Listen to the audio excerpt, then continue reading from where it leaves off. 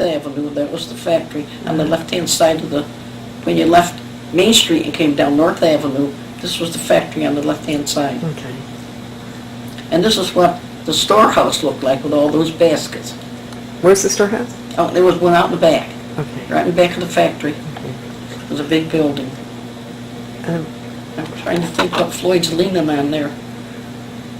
And this was the fellow that made the rims for the baskets. Okay, so this on the left over here is your husband? That's my husband. He's leaning on something, and where would you say that was? On something, and it looks like in a machine shop. Uh-huh. With, it doesn't say, but they had a machine shop, you know, where they repaired everything. Okay. And this is the guy that made the rims. And then this is Francis Ford that lived above us. Shows you using that thing to put the baskets up there. Okay, their baskets are there all piled up. Oh yeah, that's the way they piled, and he dried them.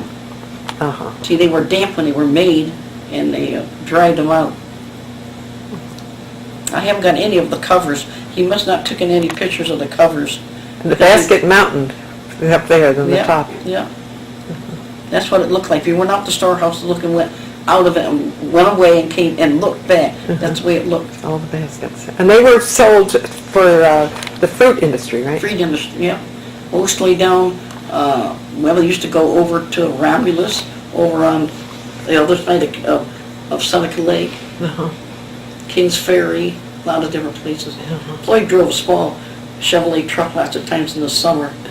And in the end, he was the best paid help they had. He was made foreman of the storehouse on a weekly, yearly wage. Uh-huh. And the man that came out, I always thought this was quite nice. They had it inventoried, always. And when the man came the first time, Floyd had it all written down, but he went around and showed him, and he came back and told Mr. Barden, you don't even have to go through that factory. That man hands me that piece of paper, and it's right. Uh-huh. So after that, he would just come in and look at the paper, never even looked at the thing. So he was really one of the last ones to leave Yeah. because he was the one who helped sell the machinery at the end. Machinery, yeah. And he was the only one that was a yearly paid man. And he got a good wage. And a lot of people used to say Bar Robson didn't pay any money, and he really didn't. It would be like minimum wage today.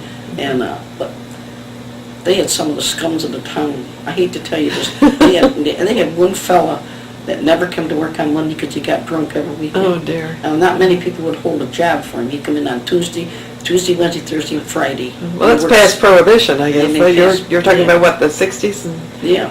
And he'd go every weekend. He'd go down here to the bars and get drunk and spend his money. I mean, that was, and of course they always held his job for him. Tell you the truth, they felt sorry for his family, I think, a lot of it. Yeah. Then, of course, the other part was the baby works, you know, and I didn't think about that. That's where the ARC is now. Okay. That was, they made them there, and Floyd never had anything to do with that, so. Now that's across the street from the Across the main street, that factory? big building, yeah, that the ARC meets, yeah. And that was built for the baby work. How long did that continue? Was it still going on when the factory closed, or had it stopped? Oh, yeah, that always kept for a long Okay. time, till the Bardens just quit doing it. I know it stopped it started after World War II. Yeah. Yeah. Yeah. Because they offered Floyd a job there. But I was always going to tell you what they did for him. They said, what we did too, they had a candy machine there, and Doug Mashonda's father run it. It was like the bottle things, you know, you go buy a bottle of pop, or you could go buy a candy bar. And a certain percentage of the money was put away and invested.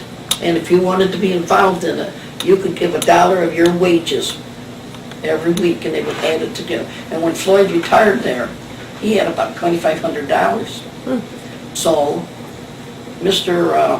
What was his name? I was going to tell you, I had to run to my tongue till I was going to tell you.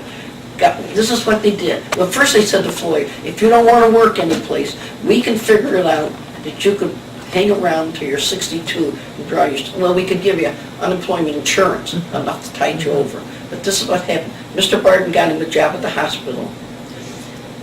Like Charlie Manahan, who had our insurance, got him a job down at the Transelco. There was a guy, and I don't remember his name, who run the Elks. He came right to our house and offered Floyd a job to run the Elks. It was, at that time, it was in where this, whatever it is over here in this building. That's not, is that Head Start over here in this building? I'm not sure. In this big brick building right over here where the kids play out and back? Isn't that the Head Start program? I don't know. Well, there's a lot of other Okay. things, but it was the Elks in the Okay, beginning, okay. and somebody was cheating them, holding out the money out of the drinks. We offered Floyd a wonderful wage to come down and run that. And then what was the other, Herb Fitch, who doesn't run the Clinton Street thing there, but he did. He had a gas station over here where the Pizza Hut is. Okay. It was a gas station. He offered Floyd a job there. We laughed. Floyd never got out of the house. These people all come to the house. 4 jobs now he's been offered. Which one did he take? I talked him into taking the hospital job, because